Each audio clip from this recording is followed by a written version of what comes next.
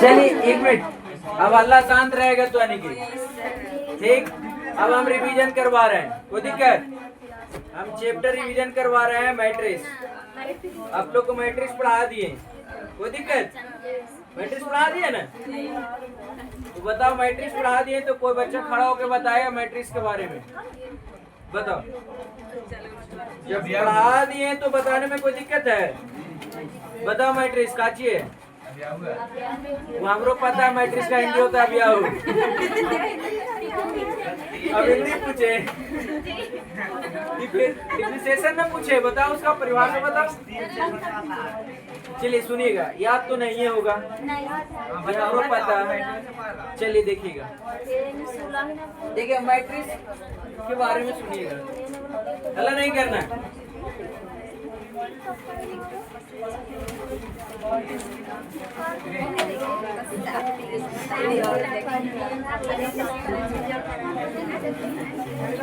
चलिए मैट्रिक्स सुना, मैट्रिक्स एक आयताकार संकलन होता है, बात सही है। एक आयताकार संकलन होता है जिसमें समतल रेखा को रो तथा लंबवत रेखा को कॉलम, उसे हम मैट्रिक्स कहते हैं। मैट्रिक्स का हिंदी होता है ब्याह, कोई दिक्कत? इसे सूचित करने का तरीका होता है काची, अंग्रेजी के बड़े अक्षर अल्फाबेट से, जैसे ए बी सी, कुछ भी बड़े अक्षर से सूचित करेंगे मैट्रिक्स का। जैसे कहने का मतलब कि मैट्रिक्स एक आयताकार संकलन, जैसे इस प्रकार से फॉर्मेट में रहेगा। बताओ इसके अंदर A11, A12, A13 dot dot dot, A21, A22, A23 dot dot dot, A31, A32, A33 dot dot dot. अब यहाँ पे देखिए, एक आयताकार संकलन है, समतल रेखा, ये समतल रेखा को रो बोलेंगे इस लाइन को, तो बताओ कौन सा? R1, R2, R3 तथा लंबवत रेखा को कॉलम, तो C1, C2, C3 dot dot करके अगर यहाँ तक गए तो CN तक। बता इसके अब एक मिनट, जब एक मैट्रिक्स हो गया, इसके अंदर वाला भाग A11, A12, A13, कुछ भी डिजिट आता होगा इसके अंदर, 3, 4, 5 कुछ भी रहे, ये तो दो रो। तो अब इसके अंदर वाला भाग को एलिमेंट बोला जाता है, काची बोला जाता है? एलिमेंट, यानी अवयव इसको बोला जाता है, अवयव का अवयव, कोई दिक्कत? जितना भाग रहेगा उसको कौन सा कोटि बोला जाता है? अवयव।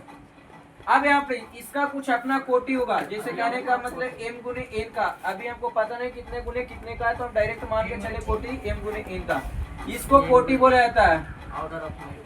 इसी को बोला जाता है ऑर्डर, ऑर्डर माने कोटि। अवयवों का कोटि मैट्रिक्स, ऑर्डर ऑफ मैट्रिक्स, कोई दिक्कत? इस वाले भाग को अवयव, इधर कोटि, इधर R1, R2, R3, C1, C2, C3, ये सी।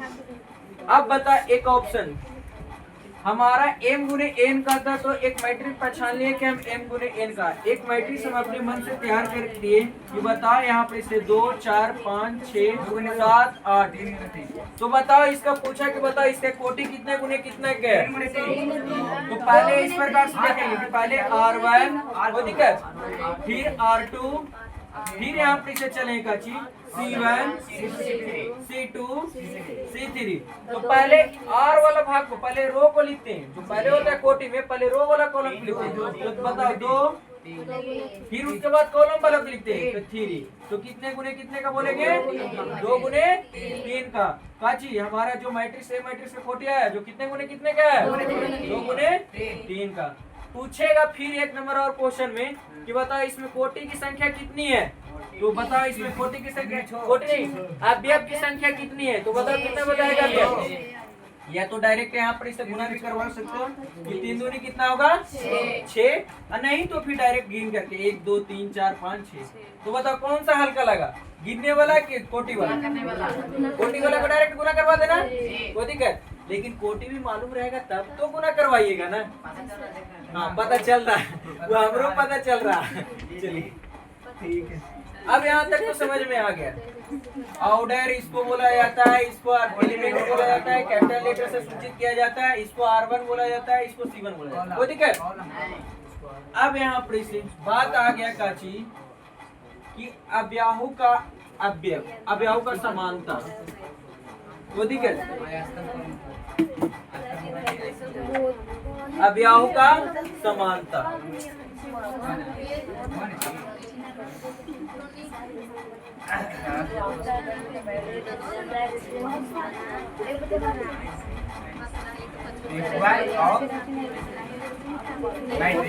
देखिएगा अब एक टॉपिक और आ गया कि अवयव का समानता, इसको बोला जाता है इक्वल ऑफ मैट्रिक्स।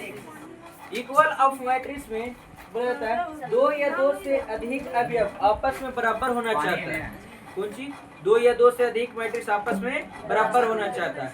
तो सबसे बड़ी बात है बराबर होने के लिए सभी मैट्रिक्स का कोटि बराबर होना चाहिए, नहीं तो सभी अवयव अपने कोटि आपस में कुछ होना चाहिए बराबर। फिर कंडीशन है कि सभी अवयव अपने अवयव के साथ काची रहेगा बराबर रहेगा। जैसे कहने का मतलब कि दो या दो से अधिक, मान लीजिए कि एक मैट्रिक्स है 2 4 5, यहाँ पे से एक मैट्रिक्स है काची कि बता A11 A12 A21 A22, यानी 2 गुणे 2 का एक मैट्रिक्स है। कोई दिक्कत? फिर यहाँ पर से एक मैट्रिक्स हम अपने आप से और ले लिए काची कि ए भी 2 गुणे 2 का, तो यहाँ पे से D11 D12 D21 D22। कोई दिक्कत? तो बताओ, पूछा कि बताओ कि ये दोनों अवयव आपस में बराबर है? हाँ, समानता है। कहे कि ए भी 2 गुणे 2 का, ए भी 2 गुणे। बता अब यहाँ पे से जब दोनों मैट्रिक्स आपस में समानता है तो बता इसका एक कंडीशन है कि अपना एलिमेंट अपने एलिमेंट के साथ बराबर होगा, यानी A11 समानता होगा किसके साथ? B11 के साथ, यानी A11 किसके साथ बराबर होगा? B11 के साथ। फिर बता A12 किसके साथ? A12 के साथ। A21 किसके साथ होगा? B21 के साथ। डॉट डॉट एंड सुन तक। कोई दिक्कत? सुन मतलब और कुछ भी डिजिट हो सकता है। कोई दिक्कत? कहने का मतलब कि एक बात से पता चला कि सभी मैट्रिक्स को बराबर आपस में दो या दो से अधिक मैट्रिक्स को बराबर करने के लिए हमको कोटि की संख्या को बराबर होना जरूरी है। कोई दिक्कत? उसके बाद अपने एलिमेंट के साथ ही बराबर होगा। कोई दिक्कत? इस प्रकार से क्वेश्चन 1 नंबर में आता है। जैसे एक मैट्रिक्स है, 1 2 ऐसे क्वेश्चन दिया रहता है। क्वेश्चन इस टाइप से रहता है, क्वेश्चन दे दिया कि बताओ 3x 4, यहाँ पर इसे 9x फिर 22, तो यहाँ पर इसे दे दिया काची 4 5 6 7। तो दिक्कत? तो पूछ दिया कि बता x बराबर 8 और y बराबर 10। अरे दाल दोनों 8 है। कोई दिक्कत? x और y का मान पूछ दिया तो कोई दिक्कत? अब यहाँ पर से पहली बात है कि बताओ दोनों मैट्रिक्स का कोटि देखेंगे बराबर है, 2 गुने 2 का ए भी है, तो बताओ 2 गुने 2 का ए भी है। जब मैट्रिक्स का कोटि बराबर हो गया उस कंडीशन में काची करेंगे कि बताओ अपने अवयव के साथ 3x किसके बराबर होगा? 4 के। तो बताओ x बराबर कितना? 4/3। बताओ x का मान निकल के आ गया जी। जब x का मान तो फिर y का भी मान देंगे, y बराबर कितना? डायरेक्ट लिख देंगे कि 7। कोई दिक्कत? x और y का मान बता। इस प्रकार से ऑब्जेक्टिव पूछा जाता है। तुम्हारी देखो ना पहले एक बार देख ले तुम्हारी।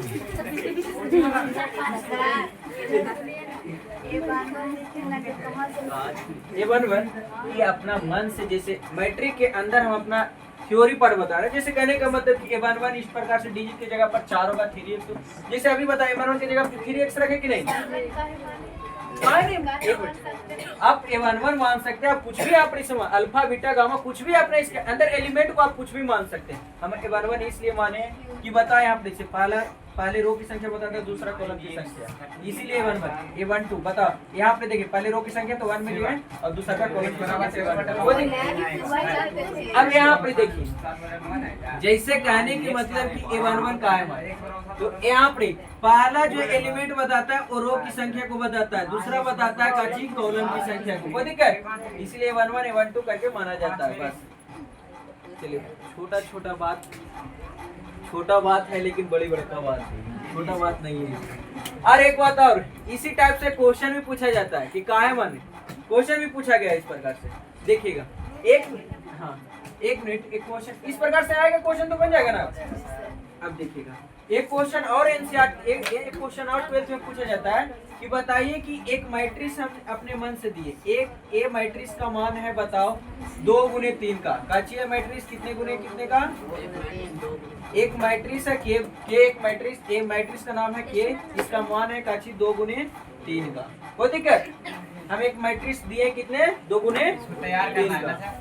अब इसको इस प्रकार तैयार करना है कि हमको जो मान दिया हुआ क्वेश्चन का जो मान दिया है कि ए आई जे बराबर आई बटा जे। कोई दिक्कत? आई बटा जे। तो अब यहाँ पर जो हमको मैट्रिक्स दिया हुआ रहता है गिवन, जो दिया हुआ रहता है उस मैट्रिक्स को पहले डाटा यहाँ पे तैयार करते हैं। जैसे करने का होता है ए, तो बताओ कितने का? 2 गुने 3 का। तो 2 गुने 3 का, तो बताओ रो की संख्या कितना कर रहा? 2। कॉलम की संख्या कितना कर रहा? तो यहाँ पर इसे A11 A12 और चलेगा, चलिए एक और चलेगा A13। बताओ रो की संख्या 3 हो गया, रो की संख्या 3 नहीं, कॉलम की संख्या 3 हो गया। 1 2 3। अब रो की संख्या कितना? 2। अब यहाँ पे से 3 हो गया, फिर यहाँ पे से चलेंगे A21 A22 A23। चलिए कोई दिक्कत? बता अब यहाँ पर से पहले और एक वो चलेगा नहीं ना। अब यहाँ पर से 1 2 यानी 2 आ गया, 1 2 3 यानी 40 आ गया 2 गुने 3 का। एक मैट्रिक्स हम तैयार कर लिए 2 गुने 3 का। उसके बाद जो डाटा दिया है बोला है काची ए आई जे बराबर आई बटा जे, यानी कहने का मतलब कि सर हमको क्वेश्चन में दिया हुआ है कि ए आई जे बराबर आई बटा जे। तो अब इसको हल करने के लिए बता A11 सबसे पहले चलेगा काची A11 को, तो A11 का हम बताए थे। बताओ पहला A11 में इसको I का मान बोलते हैं, इसको J का मान बोलते हैं। तो I का मान 1, तो बताओ J का भी मान कितना? 1। A11 का मान कितना आंसर? तो A11 की जगह पर कितना पुट करेंगे? 1। कोई दिक्कत? बता 1 2 1 2, तो बता क्या यहाँ पे 1 बटा 2, दूसरा पर 1 बटा 2 बचा यहाँ पे तीसरा का, तो 1 बटा 3। ऐसा ही करके अपना मान पुट कर दीजिए। एक क्वेश्चन भी ऐसे भी बनता है, कोई दिक्कत? अब यहाँ पर इसे 3-4 क्वेश्चन और कंप्लीट होता है। इसके बाद जानते हो मैट्रिक्स में अब याहू के प्रकार पढ़ाए थे, याद है आप लोग का? अब याहू के प्रकार में पढ़ाए थे row matrix, column matrix, zero matrix, square matrix, diagonal matrix सब पढ़ाए थे। सब एक का एक ही करके हम जिक्र करते। कोई दिक्कत? कि छुट्टी चाहिए ना? कम से कम आधा घंटा, 6-7 बजे। बताओ घरे जाके कुछ करना है नहीं ना? पढ़ते रहिए। वीडियो ऑफ नहीं हुआ, चालू है वीडियो। आप लोग घरे जाकर फॉलो कर लीजिएगा, सब्सक्राइब कर दीजिएगा, ठीक?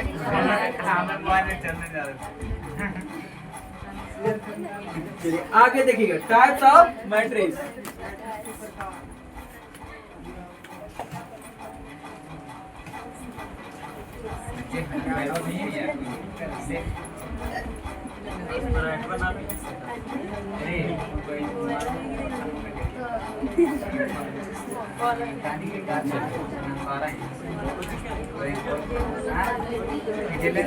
बताओ सबसे पहले बात पढ़ाए थे रो मैट्रिक्स, याद है?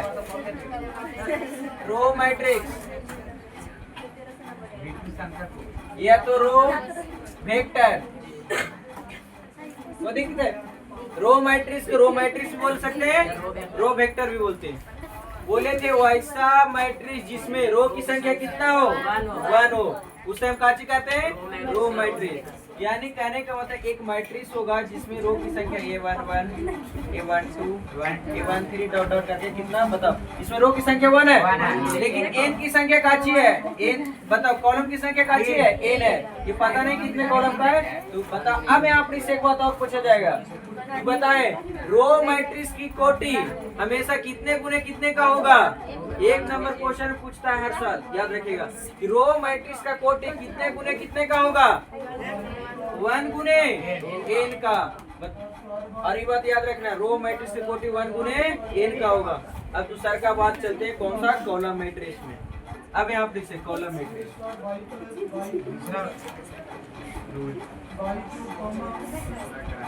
कॉलम मैट्रिक्स बताओ कॉलम मैट्रिक्स में कॉलम की संख्या कितना होना चाहिए 1।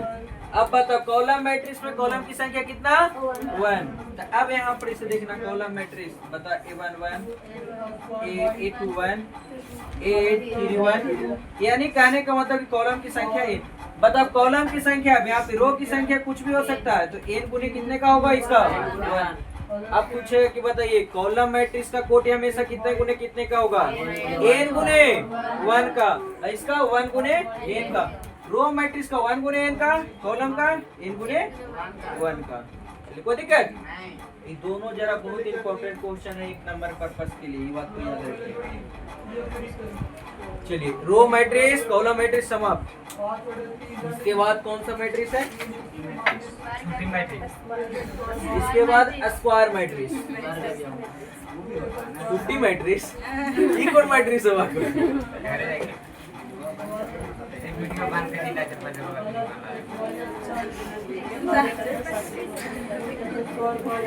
चलिए स्क्वायर मैट्रिक्स वैसा मैट्रिक्स जिसमें रो की संख्या कॉलम की संख्या आपस में काची हो बराबर हो, उस मैट्रिक्स को काची बोलेंगे स्क्वायर मैट्रिक्स। रो की भी संख्या और कॉलम की संख्या दोनों आपस में बराबर होता है। जैसे कहने का मतलब बता A B और C D E F सही है बराबर है दोनों नहीं है तो कॉलम बता स्क्वायर मैट्रिक्स हो गई स्क्वायर मैट्रिक्स में नहीं आएगा। फिर बता यहाँ पर इसे A B C D ये स्क्वायर मैट्रिक्स है। चलिए स्क्वायर मैट्रिक्स वो दिखे कि इसका कोटि 2 गुने कितने का आ रहा था 3, ये 2 गुने 2 का, इसीलिए स्क्वायर मैट्रिक्स है। कोई दिक्कत? अब यहाँ पे स्क्वायर मैट्रिक्स हुई कहानी समाप्त। अब कौन सा डायगोनल मैट्रिक्स विकर्ण मैट्रिक्स विकर्ण वैसा स्क्वायर मैट्रिक्स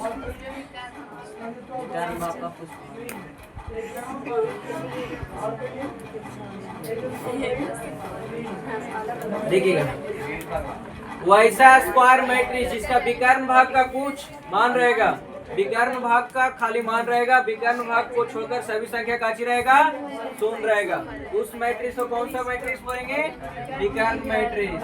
जैसे कहने का मतलब एक मैट्रिक्स है विकर्ण भाग का कुछ मान रहेगा जैसे A11 A12 A13 A21 A22 A23 A31 A32 A33 एक ऐसा मैट्रिक्स है जो पहले बताओ 2 गुने 2 का होगा नहीं 3 गुने 3 का होगा।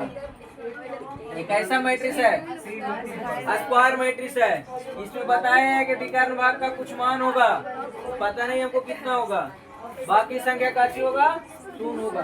जिसे कहने का मतलब कि ए आई जे बराबर होगा जे के बराबर कोई टर्म होगा, कोई दिक्कत कुछ मान होगा। लेकिन यहाँ पर दूसरा का स्टेप में बोला है कि अच्छी ए आई जे बराबर आई नॉट इक्वल टू जे के, इस कंडीशन में काची होगा 0, लेकिन आई बराबर जे होगा तो कुछ मान होगा के। लेकिन दूसरा स्टेप में बोला है काची ए आई जे बराबर आई नॉट इक्वल टू जे, उसका काची हो जाएगा 0। अब यहाँ पर इसे देखना बात को बताओ ए आई जे तो 1 आई जे बराबर है ना, तो कुछ मान होगा, पता नहीं कुछ मान होगा तो हम के लिख देते हैं, तो ठीक है लिख देंगे कुछ मान आएगा तो बता यहाँ पे आई बराबर जे है नहीं है, आई बराबर जे नहीं है तो काची मान होगा 0, आई बराबर जे है नहीं तो 0, फिर बता आई बराबर जे है नहीं 0, फिर बता दोनों बराबर है तो कुछ मान होगा, यहाँ पे भी के रख देते कोई दिक्कत यहाँ पे 0, फिर यहाँ पे देखिएगा 0 फिर 0 0 यहाँ पे बता विकर्ण भाग का कुछ मान आ गया कि नहीं, बाकी सब संख्या शून्य हो गया तो कैसा मैट्रिक्स बोलेंगे विकर्ण मैट्रिक्स। कोई दिक्कत? आप लोगों को तो पता है ये सब पढ़ाया हुआ है, हम रिवीजन करवा रहे हैं। ठीक है स्केलर मैट्रिक्स में सेम रहता है, आप लोग का बोलना सही है कि स्केलर मैट्रिक्स में सेम रहता है, विकर्ण भाग का मान सेम होना चाहिए, ये स्केलर मैट्रिक्स। लेकिन के का कुछ मान होगा, यहाँ पे टी लिख देते हैं यहाँ पे टी लिख देते हैं, वो दिक्कत कुछ मान होगा के का, कुछ भी हो सकता है, जरूरी नहीं है कि सेम रहना चाहिए। स्केलर मैट्रिक्स में हम एक बात पढ़ा है, अदिश मैट्रिक्स वैसा स्क्वायर मैट्रिक्स जिसका विकर्ण भाग का मान आपस में काची रहेगा, यानी कहने का मतलब विकर्ण भाग का मान काची रहेगा, इसमें स्केलर मैट्रिक्स में बराबर रहेगा, यानी 2 0 0 0 2 0 0 0 2, यानी एवरी में काची विकर्ण भाग का मान भी सुन रहा है, कोई दिक्कत नहीं। देख यहाँ पे बाकी संख्या सब सुन रहेगा, लेकिन विकर्ण भाग का मान काची रहेगा सेम, जितना पहला करेगा विकर्ण दूसरा तीसरा दम सेम रहेगा, कोई दिक्कत। वैसे कौन सा मैट्रिक्स बोलेंगे, स्केलर। लेकिन विकर्ण मैट्रिक्स में काची विकर्ण का कुछ खाली मान रहेगा, बात को दोनों में याद रखिएगा। पिछले जनगणना में आए तो नहीं जनगणना में आया कुछ में जनगणना में, अरे जितना शांत से सुनिएगा ना, तुम लोग को मजाक लग रहा है, याद है तुम लोग का, याद है, ऑफ करेंगे काजी, छुट्टियां करेंगे।